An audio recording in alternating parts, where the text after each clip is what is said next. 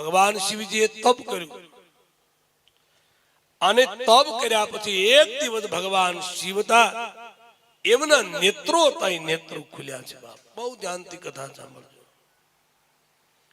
આ નેત્ર જ્યારે ખુલ્યા ત્યારે ભગવાન શિવના ચક્ષુમાંથી સરી પડેલા બે જળના બિંદુઓ એ ધરતીના ઉપર પડતા એ રુદ્રાક્ષના વૃક્ષ રૂપે સાક્ષાત થયેલા આ રુદ્રાક્ષ છે બાબા.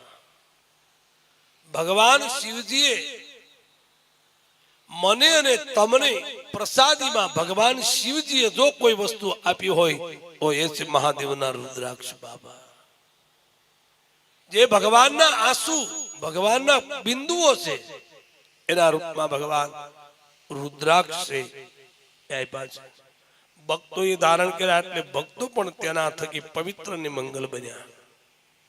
આમાં મણકા પવિત્ર કલ્યાણ કરનારા છે, પવિત્ર દિવ્ય છે. તમે ધ્યાનપૂર્વક સાંભળો.